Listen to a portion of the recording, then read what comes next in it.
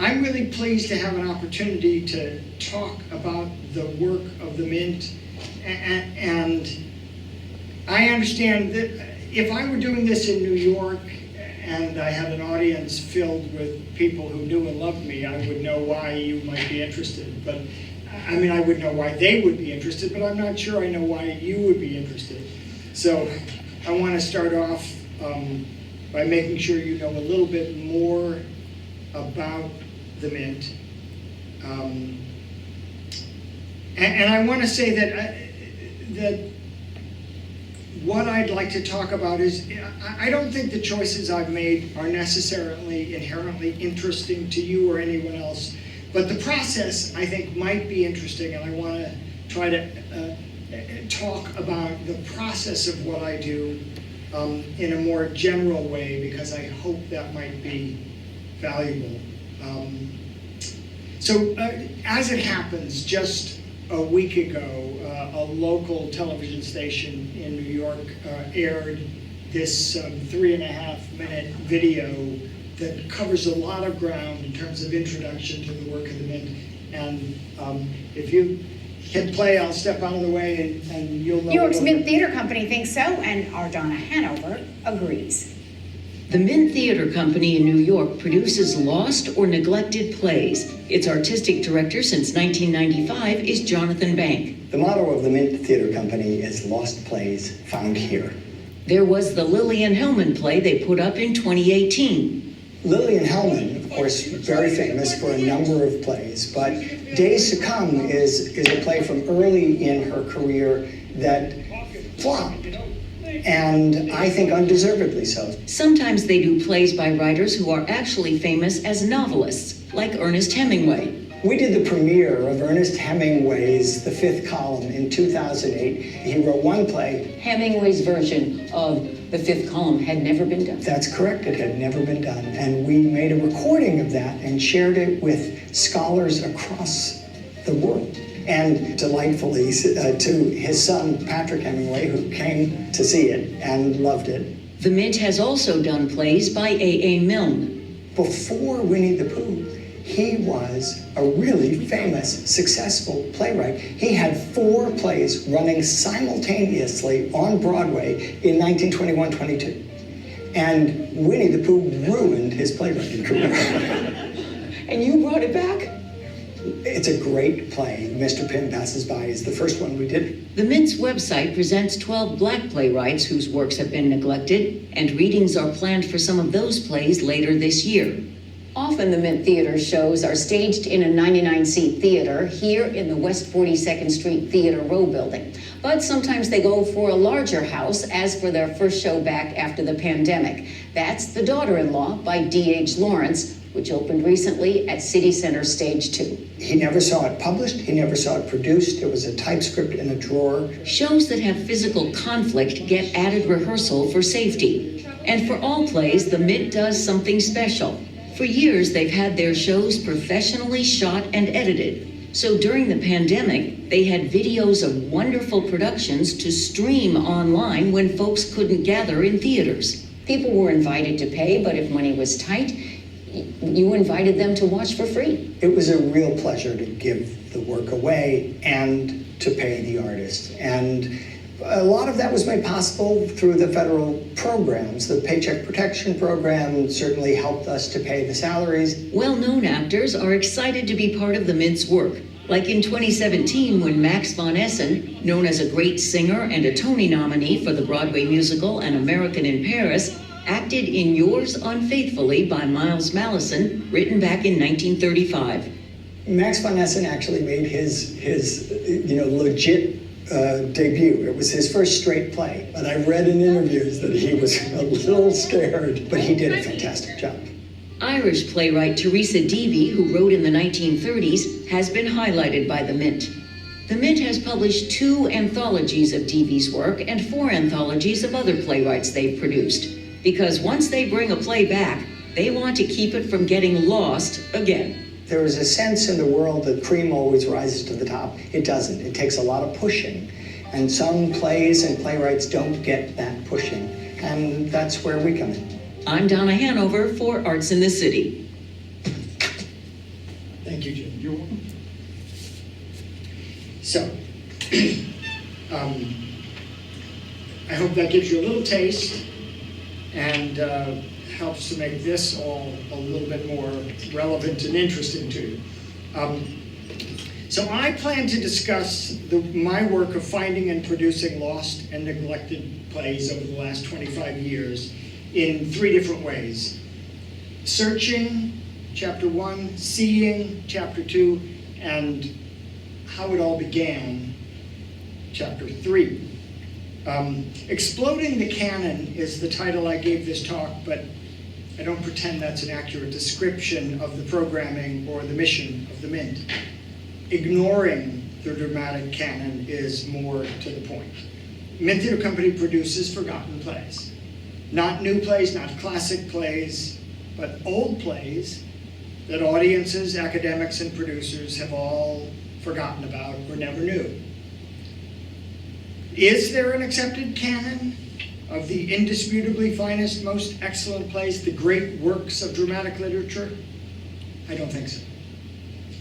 Even if someone wanted to argue that point, it would be a list of, it would be a canon based on the written word, minus actors and an audience.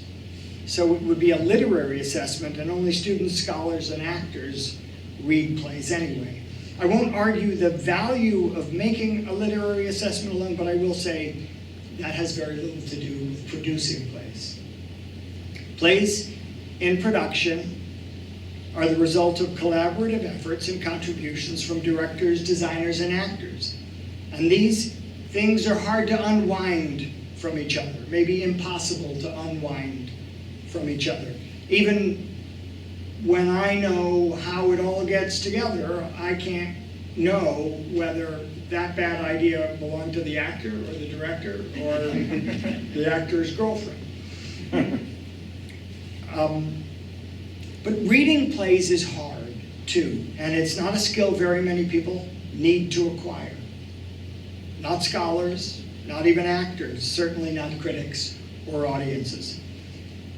So there are hundreds of lists covering plays in production, the longest running shows on Broadway, the most produced plays in American regional theaters, Tony winners, top 10 of the year, that sort of thing. None of them pretend to evaluate merit in any lasting sense. This season, the last 5 seasons maybe. Another form of list that exists is the table of contents of various collections, anthologies that often serve as textbooks in basic survey courses. 20 great European plays, great plays of the 20th century, and so forth. I think it's fair to say that many of these collections are put together by scholars who are making a literary assessment. They're striving to represent categories of plays, categories of authors, nationalities, and so forth. Plus, of course, historical trends.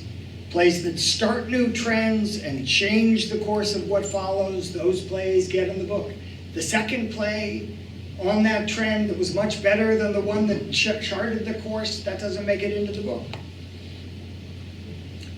The goals of these textbooks, these anthologies, is usually fairly narrow, and the number of plays included are limited. Anthologies have played a really important role in the story of the Mint Theatre Company. I can trace my interest in unknown work back to several collections of plays, collections published decades ago, some collections that are textbooks and some that are intended to serve a different audience, not students or scholars, but readers. The Best Plays series, I don't know if any of you are familiar with that. It's been published annually for 100 years. It's an example of a collection intended to serve a general interest. Burns Mantle was the first editor of the series. He was the drama critic for the New York Evening Mail and the Daily News. And he edited the Best Plays books for about 25 years, one a year for the season, beginning in 1920. And he picked the 10 best plays each season The plays were then included in the book in an abridged version, and I can't imagine anybody ever reading these abridged plays where Burns would kind of get you from one scene to the next with a couple sentences, skipping the dialogue. I don't understand, but anyway.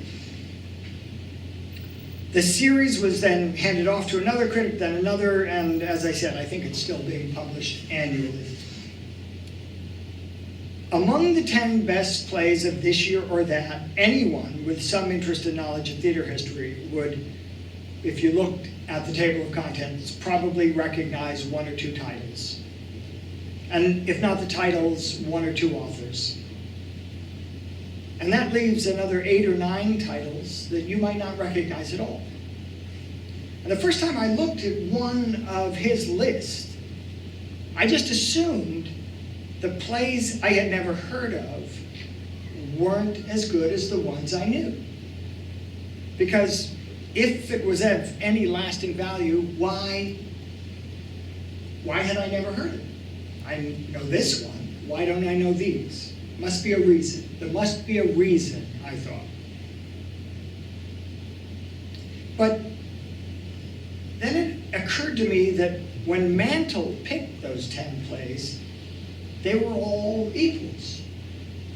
His list was not a ranking from 1 to 10, with the 1 being the one I'd heard of and 9 through 10 being the one I hadn't heard of. That wasn't it. It was just the 10 best.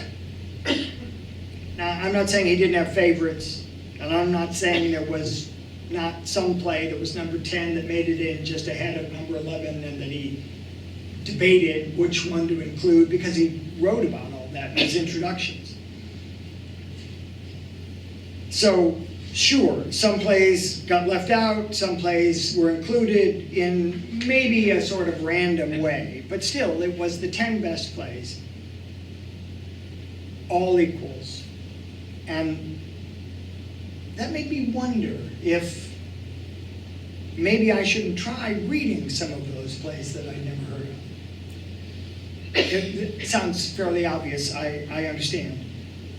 But I think it's really important to question this assumption that the world is fair, that, like I said up there, that the cream will always rise to the top.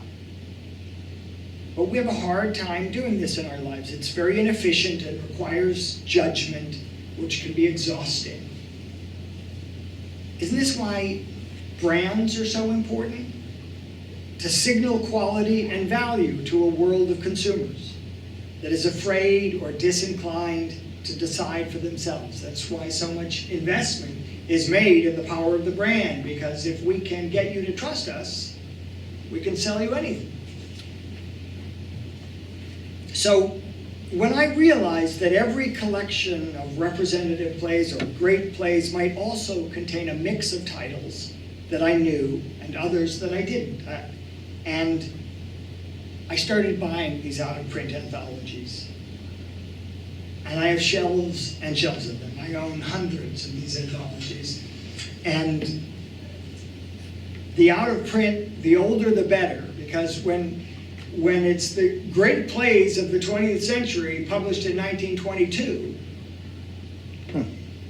that same great plays of the 20th century published in 1945 with a new editor, but from the same publisher, there's big turnover in what gets dropped out. So you want the volume where nothing's been dropped out yet. I remember buying 2 books almost 30 years ago from the used bookstore in New York City, each for $1.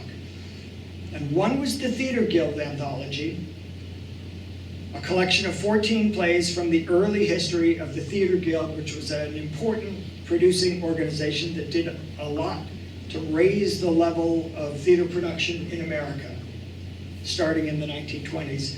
And that's where I found Mr. Pym Passes By A.A. Milne. Looked at the table of contents. I recognized Milne's name as someone quite famous. And I thought if the play was any good, others might be curious about it. And I had no idea that the creator of Winnie the Pooh had written the play.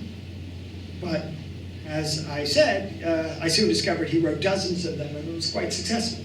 Reading the play, I was pretty sure that it was quite funny. But I remember having some doubt because it was really subtle and wry. And I knew it was touching, but funny is harder to gauge when you're sitting alone in a room with a book. I decided I would look for reviews from the play's first production and see what others thought about it. And I found exactly what I was looking for.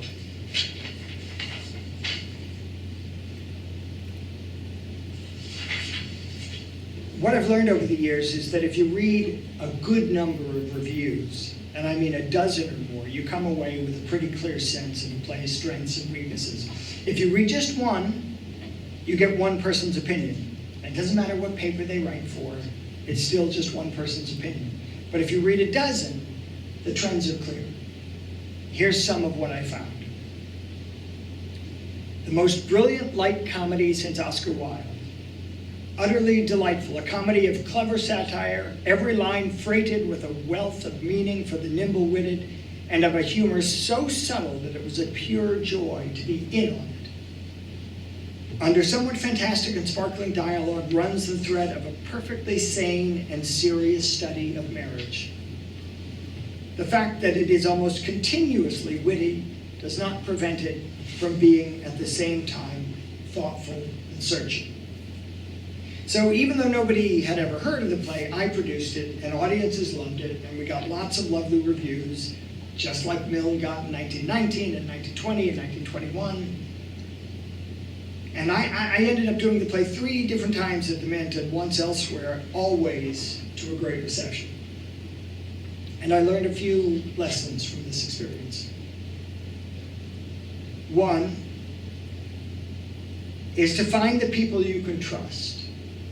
So, in this case, it was the Theater Guild. I knew that they had good taste. They had done important work that I knew, that I recognized, that I cared about. So, when I picked up their anthology, I knew I knew the brand of the Theater Guild. And when I say that, we're really talking about a couple people. I won't bother you with their names, but the play picking committee, I knew who they were. And I knew they had good taste, and Mr. Pym verified that. I actually ended up doing a second play from that volume in 2007, a play called John Ferguson by St. John Irvine, and I go back to their full production history all the time. They messed up the 5th column, but did a lot of great work otherwise. Now, another lesson here is that it was easy for me to understand why nobody ever produced Mr. Pym Passes By anymore, why it fell off of the canon of plays available for production. The problem at the center of the play is the discovery that Olivia Marden may have accidentally committed bigamy when she married George. She thought her husband died after he had abandoned her, but then Mr. Pym passes by and says otherwise, which George finds very concerning. The shifting attitudes and mores may have made the reaction to bigamy hard to relate to 20 years later. And so the play is dated. We don't care, we're not worried about bigamy. What's the big deal? And the play gets labeled as dated, and it's no longer relevant because bigamy is no longer a topic, although it's still illegal. But when I read the play 75 years later, I could look past the specifics of the disagreement over the importance of accidental bigamy, and I could see that it was a play about a relationship, about a marriage, and the universal truths that were explored in the play came through clearly, just as those reviews from 1920 understood that it was a play about a marriage, about a relationship. So now the audience in 1997 and 2005 accepted that the husband, George, cared too much about what his neighbors thought and too little about his own sense of right and wrong.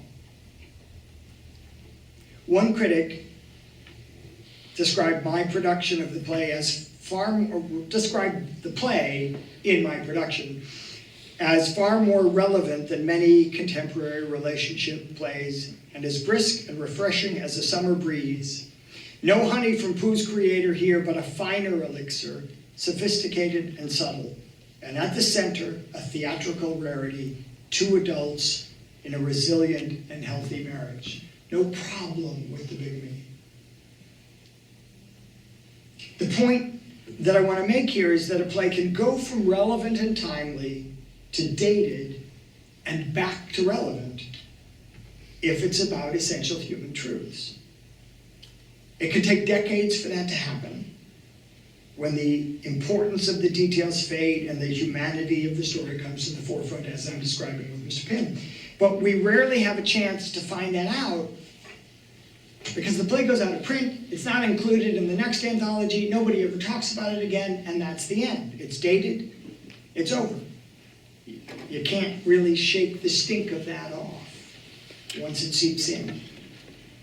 So learning that lesson encouraged me not to judge a play by the description of its plot, but rather to read it and make my own decision about its value in the present moment. And not to make that decision in the first act either, when it seems like the problem might be dated, but to take it to the end and find out. So I mentioned buying 2 anthologies at that time. The other was the Pulitzer Prize plays 1918 to 1934, a volume you're familiar with, I'm sure. I recognized some of the titles in that table of contents and others were unfamiliar.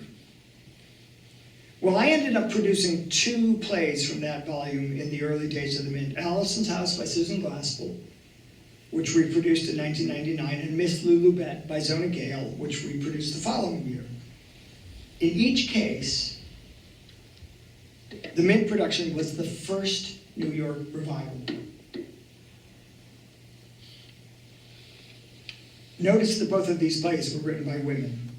I'm not saying that's the reason neither had ever been revived, but that fact did get my attention. And I've been especially eager to read and produce plays by women ever since. The point is, these were Pulitzer Prize winning plays, done once, never revived. And the other point is to say that I'm not, as Dan mentioned, I'm not really in the business of reassessing plays that were never properly appreciated. I'm reading plays that were highly regarded, then subsequently forgotten. And there's nothing remarkable in that. I mean, the searching I'm doing is hardly noteworthy because in the main, I'm reading published work. I don't have any data on what percentage of plays get both produced and published. The number has to be tiny, some fraction of a single percent, I would think. For an author, getting produced at all is quite an accomplishment, and if that play is never produced again, it's an unremarkable occurrence. The number of plays that are produced and revived even once is very small, and vastly outnumbered by the plays that are forgotten. And even with plays that are produced and revived, many are never published. But still, there's an assumption that if I've never heard of it, it must not be any good. Combating that perception is, in many ways, my hidden agenda. My dream is that people who see a handful of good plays at the Mint will think twice before rejecting something, anything, simply because it's unfamiliar. My hope is that maybe the positive experiences theater goers accrue at the Mint will create some hesitancy in their tendency to assume that only the best is remembered and only the undeserving will be forgotten. I think we all want to believe that quality will always be recognized and rewarded, and that whatever is deserving of attention will get that attention. Obviously, this isn't true. Maybe everyone knows it isn't true, but I don't think so. At the Mint, I cast actors with this in mind too, generally using very fine actors who are well suited to their parts, but whose names are unfamiliar. There have been exceptions over the years, and those exceptions are interesting to people who want to make 3-minute clips, and then suddenly Max von Essen, gets 30 seconds out of 3 minutes because he's a Tony-nominated Broadway singer. And a terrific actor who had to audition twice for me.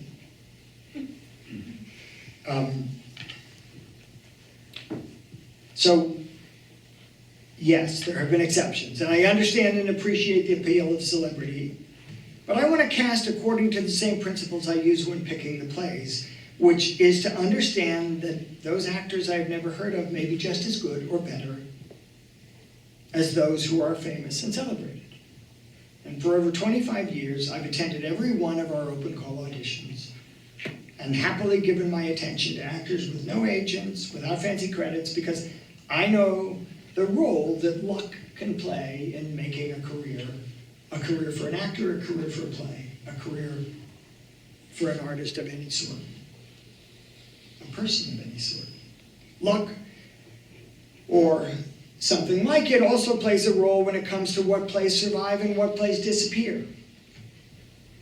I think I want to emphasize that nearly all plays disappear.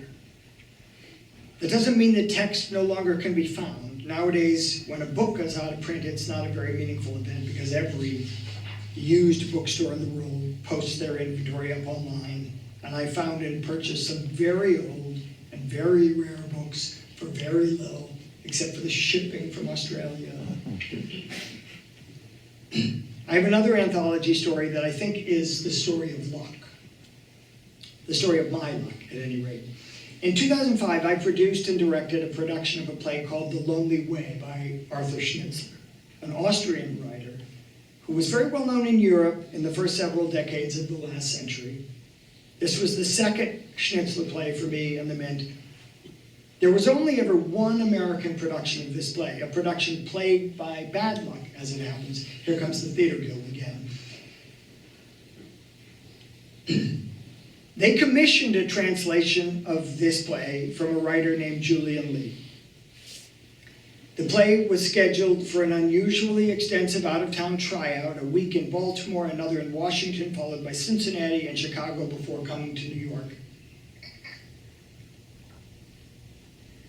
During the tryout period, one of the main actors broke his leg skating, and he was replaced,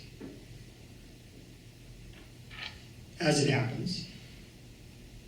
By the time the play was in DC, the Theater Guild decided to pull the plug. They didn't really love the replacement actor. They said they would bring it to New York next season when Tom Power's leg healed. They never brought it to New York. It was never heard from again. So this is the story of a failure. A couple of weeks on the road, closed down, done. The bad luck of that story is countered by my good fortune that Lee's translation somehow wound up in an anthology, representative modern drama, edited by Charles Huntington Whitman, published in 1936. I don't know how Whitman even knew about the play, much less tracked down a copy of the Lee translation, which was never published anywhere else. He would have had to go to the Theater Guild and say, "Can I see the typescript?" And Whitman trusted his taste and was brave enough to include the play in his anthology. There was another English version of the play published in 1915, but it's terrible. Without the version that Whitman published, I never would have known about the play or chosen it for production. I couldn't read the other version. And again, forgive me for quoting my own reviews, but here's what the New York Times said about the play and the production. The Mint Theater is now doing its utmost to restore Schnitzler to where he rightfully belongs, alongside such dramatists of middle-class life as Chekhov and Ibsen.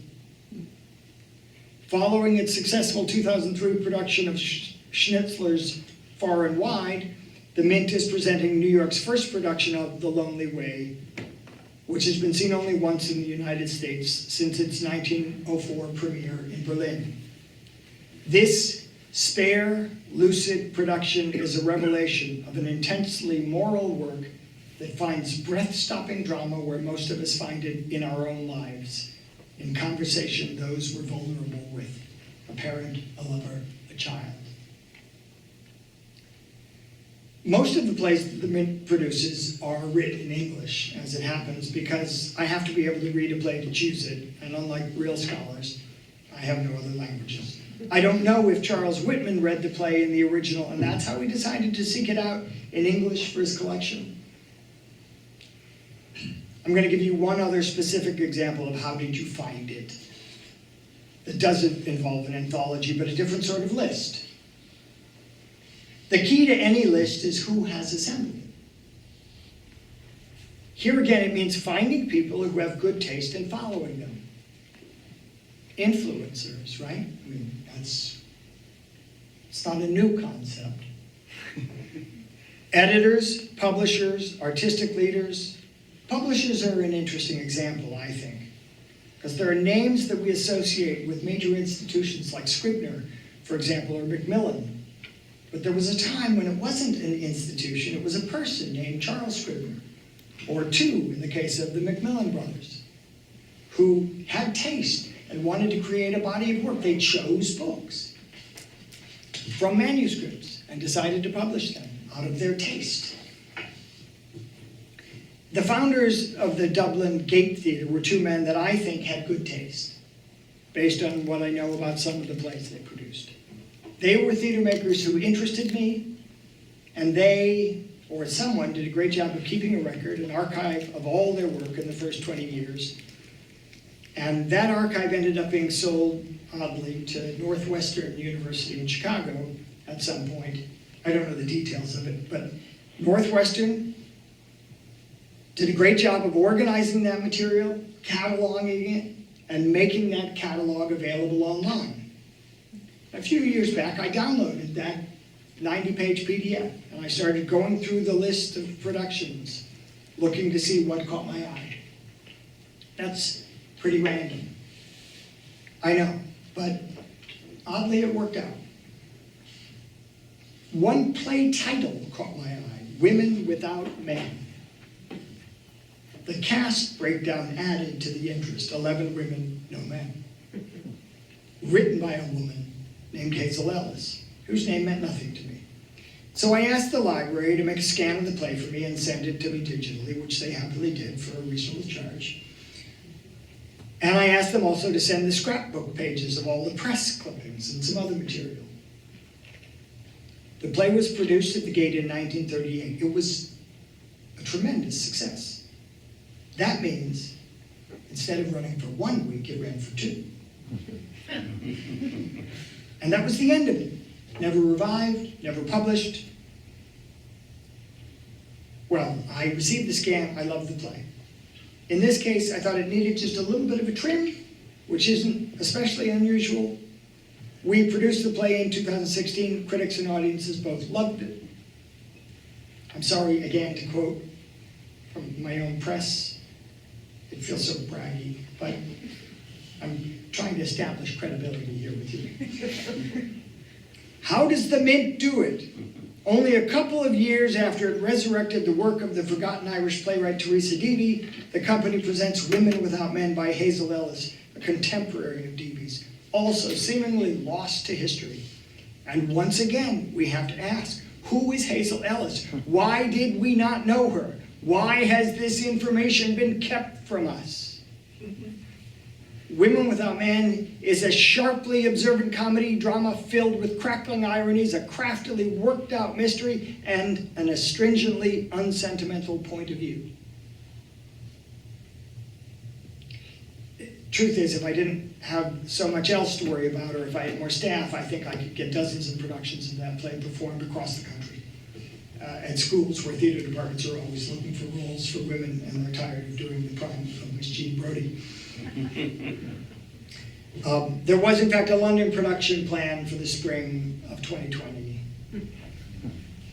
I don't know what will happen next there. Bad luck. So searching is an important part of what I do. The question I'm asked most often after people have enjoyed a play they've never heard of before is, how did you find it?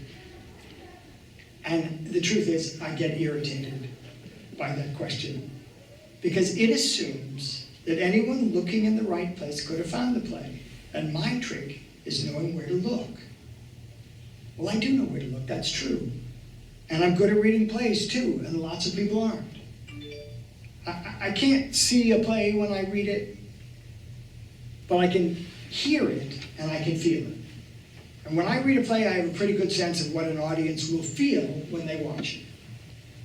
But the better question, the question that flatters me more, is how did you know it was good? Well, I didn't know it was good. I knew that it moved me, that it pulled me in, and at some point it surprised me, and at another point it brought a tear to my eye, and most importantly, it made me care how it all turned out. I'm only doing plays I like. And the audience that I want is the audience that shares my taste. If you like 2 Mint productions, you'll probably like them all, more or less. You may rank them, but I'm never trying to guess what someone else might like. I'm doing what I like and hoping to find an audience that agrees with me. If I like a play when I read it, I don't let the fact that no one else has considered doing it for 100 years discourage me.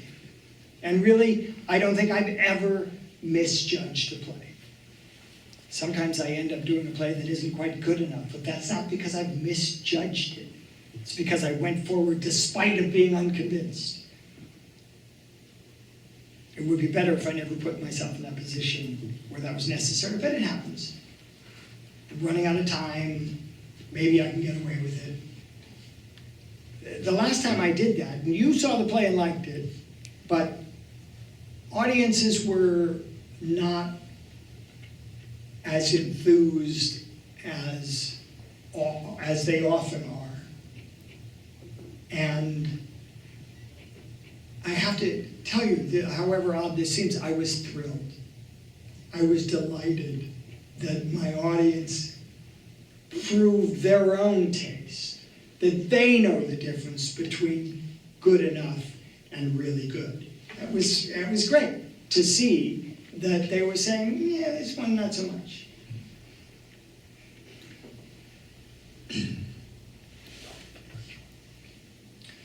Now, there are some specific reasons why I was drawn to the idea of neglected plays in the first place. And this is something that I know is of special interest to my host, Professor Lowenstein, and to me too, although I rarely talk about it. Today, as I said on the screen there, the motto of the Mint is Lost Plays Found Here, but 25 years ago it was Good Stories Well Told. Professor Lowenstein dug up this quote from an interview I did 6 years ago and posted it on the website to promote my talk. Maybe you ran across this. I wanted to do old-fashioned plays that people never heard of. I'm extremely interested in the structure of the well-made play and why they've become neglected. After I did a few of them, that in itself fascinated me, the number of plays that are worth producing that somehow never are.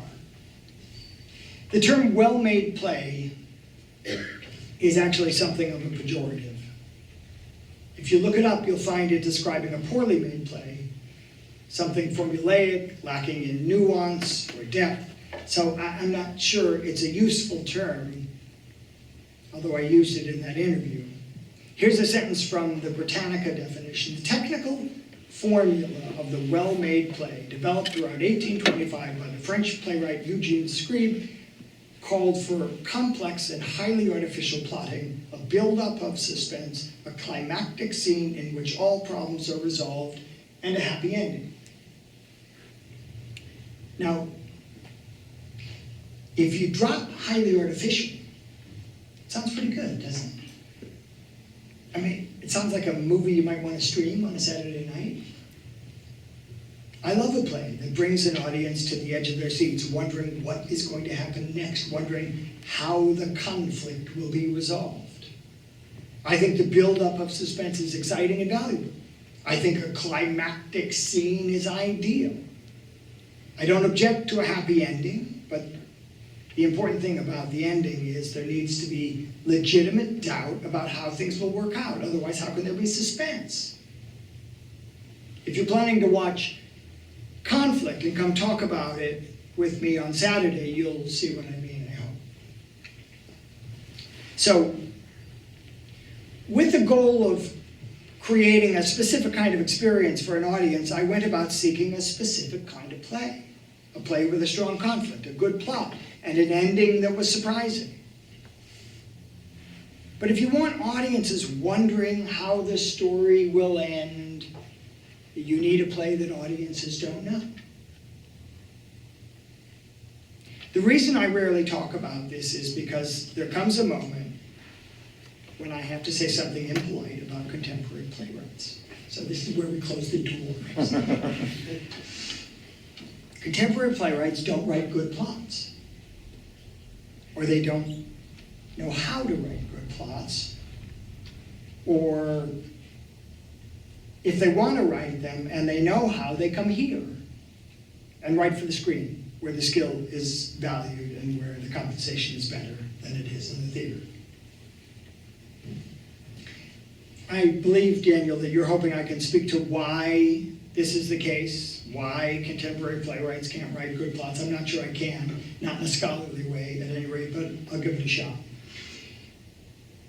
In the 20th century, certain influential intellectuals decided that if art was going to convey the chaos of modern life, especially the existential threat posed by nuclear war, drama had to be chaotic and disordered. So we've had symbolism and expressionism and absurdism and all sorts of experimental attempts to represent the chaos of modern life on stage. I read a great piece in the New Yorker in 1996 around the time that I was thinking hard about some of these questions. And I'm going to read you some of it because Bill Buford makes this point with great verve and style.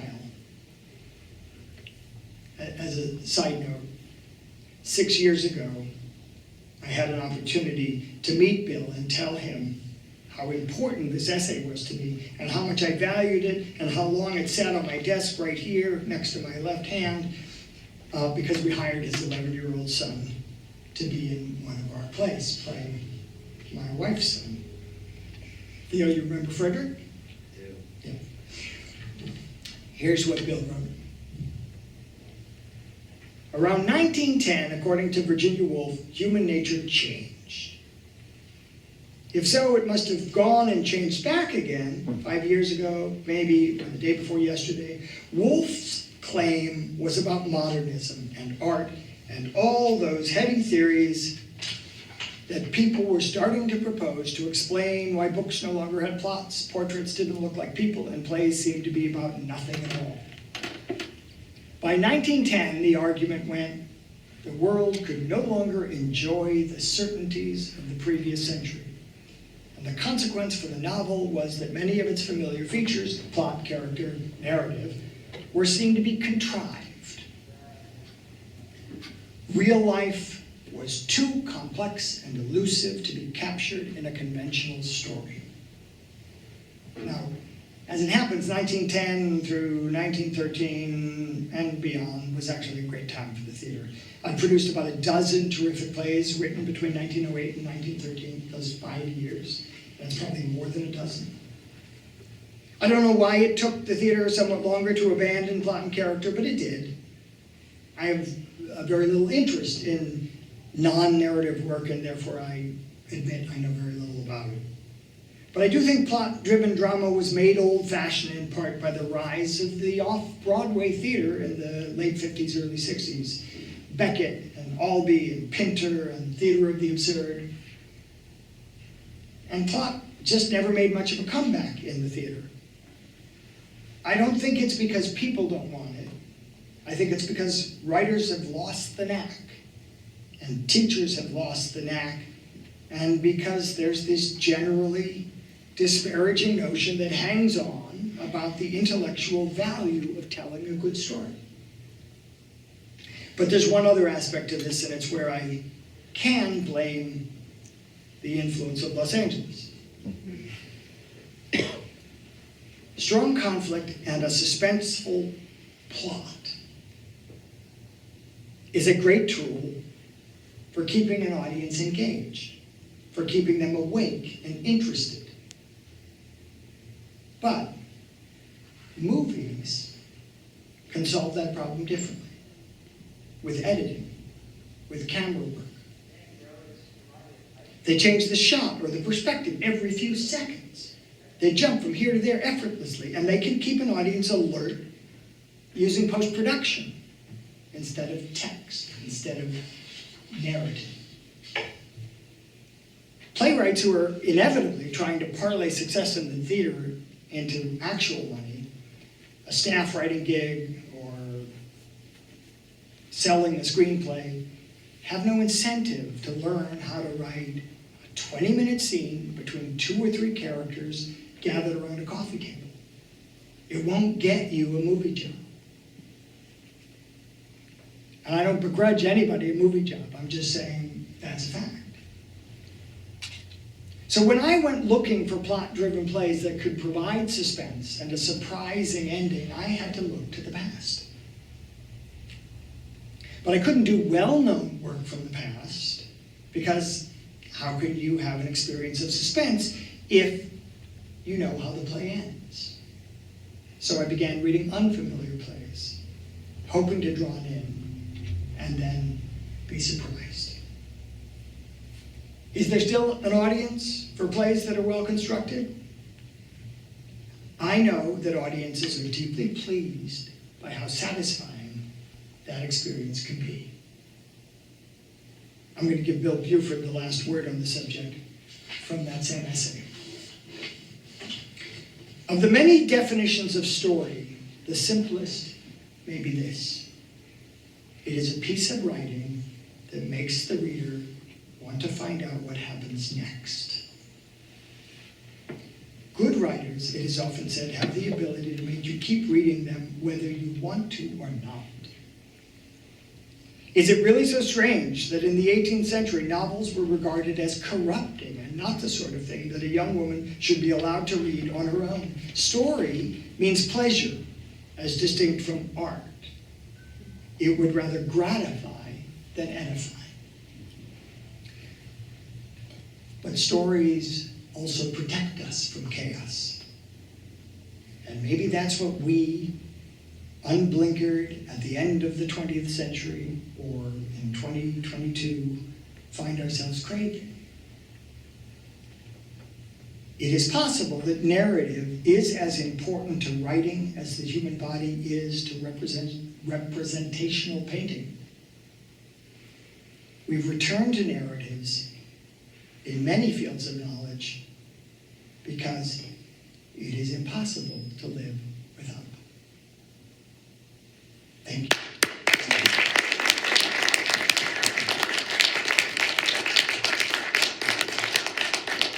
Questions?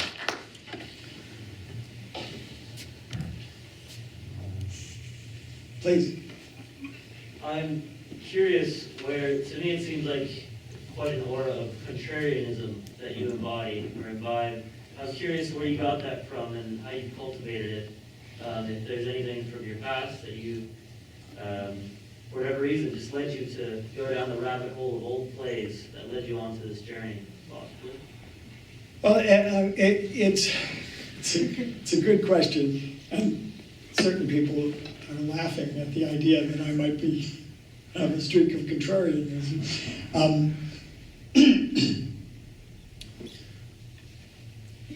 I don't know the answer to the question really, but I remember when I was less than 10, I remember some kid in the Hebrew school carpool telling me the best song was on the B side of the 45.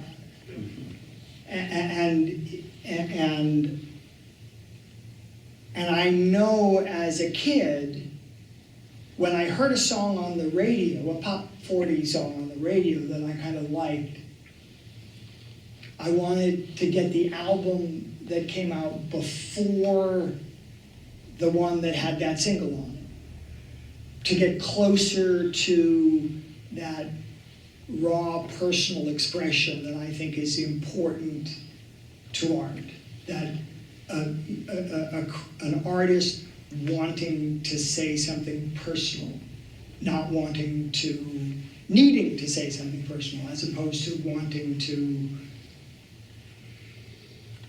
write another hit or be successful even, that just where the impulse is. And so I do think that some of my favorite writers, none of whom a couple that I'm thinking about are now, well, Miles Mallison is the author of Conflict, and I've done a couple of his plays, but where there's the personal impulse in that writing may prevent them from creating something that has broad appeal. Teresa Deevy, as was mentioned in the video, is a writer. I've done 4 of her plays, and she never wrote anything that was really destined to have broad appeal, but it had art, and yes, that's of interest to me. So, contrary to popular, might be something that's just a little scratchier, a little thornier, a little more personal, with fewer sanded edges, with fewer concerns for broad appeal. And I think, for example, I think that somebody like Steven Spielberg, he's not trying to appeal to lots of people. I think he's driven, in the same kind of personal way that lots of other very personal artists are. But what appeals to him appeals to lots of people, whereas what appeals to me appeals to fewer. Does that? Yeah, that was fantastic. Thank you. Thank you. Anybody else? Dan?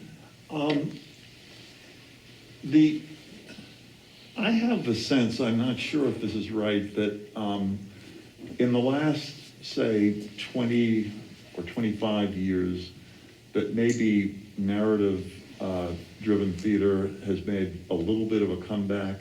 It just seemed to me that in the 60s and 70s and even into the 80s, if you went to a new play, it was almost always going to be a dysfunctional family, and just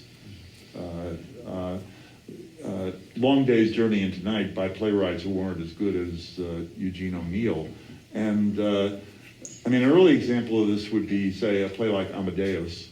But it does, Ronald Horwood is a playwright that I like, for example. It seems, Interact online is doing Doubt, I think, in a week or so.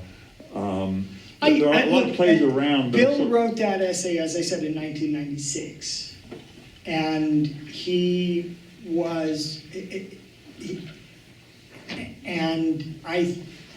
I think that story, the hunger for story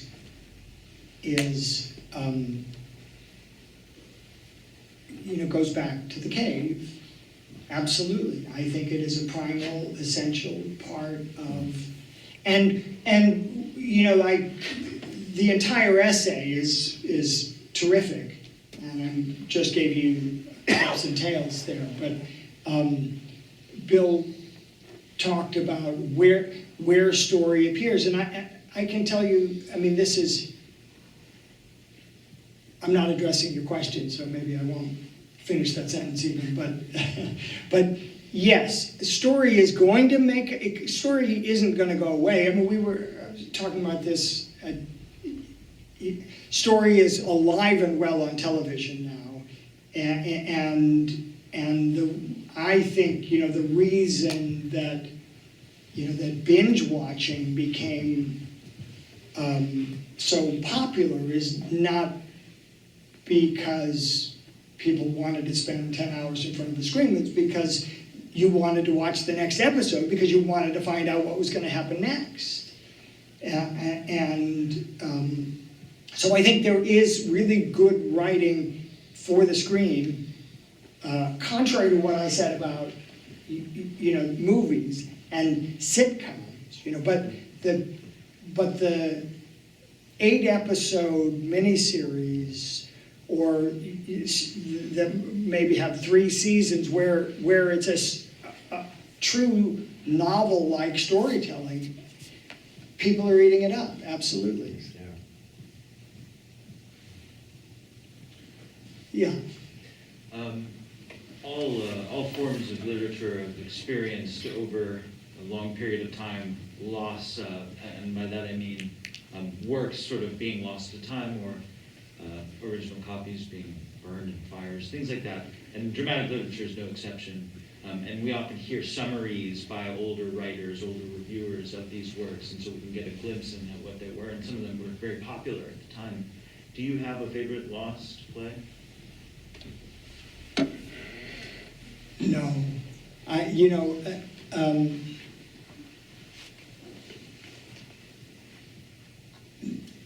no, it's all, it's interesting because the answer I really want to give you kind of goes a little bit to the topic of story, because I have favorite stories about lost plays, so I mentioned Teresa Deevy, and that we've done 4 productions of her work, 3 of her plays, and the 4th production was 4 one-act plays, which I called the evening The Suitcase Under the Bed, because that's where the plays were, and because I went to Ireland, and her grand niece, got the suitcase out from the under the bed and let me take pictures of the pages, and but that's the story of it being lost. So no, I don't have. Yeah. So I'm interested in when you're looking for plays to produce, how economics plays a role in what you decide you want to choose. Because when I'm looking at plays, I recognize what you're saying is very true about how plot-driven stories sort of disappeared. I sort of think it came along when Broadway couldn't pay more than a certain number of actors to appear on the stage.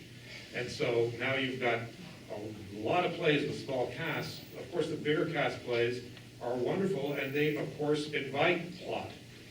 Yes. So it's a good question, and I'm not really speaking from one producer to another. I'm just telling you my tale. I was blessed by a flop I had in 2005. And actually, I think it was a good play. I think in retrospect, the problem with the play was the title, which was Soldier's Wife. And I think that anybody who heard that title thought it was about a grieving widow, instead of about a woman who found a career while her husband, Anyway, but I don't think I understood that at the time, and it did not, I never had a play sell as poorly as that play. And when I picked it, I said, I think it's really, there's a lot I really like about it. It's not quite, it's a little more B than I would like. It should be more A, but it has a cast of 5 in a single set.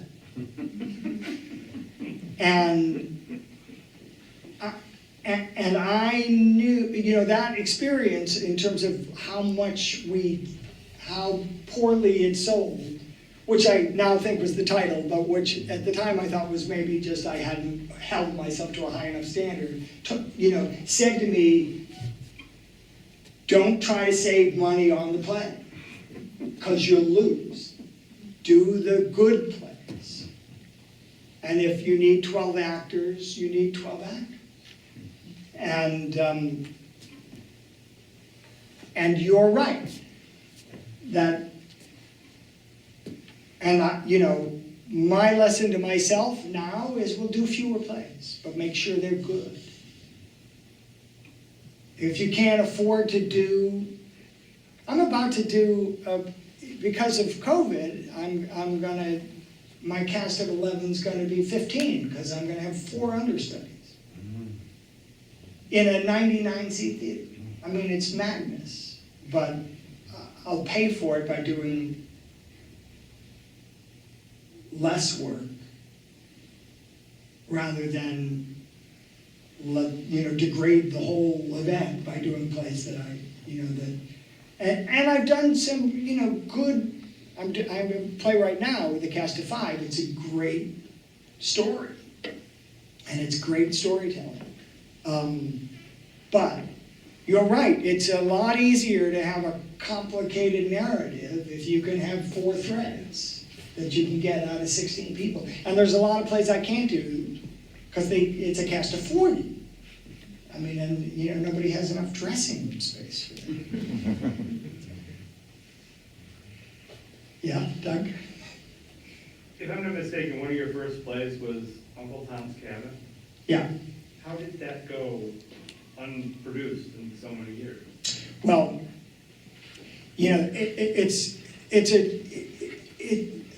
the answer to that question is kind of, is different from, there may be other examples of it, it's rather specific. When we did Uncle Tom's Cabin,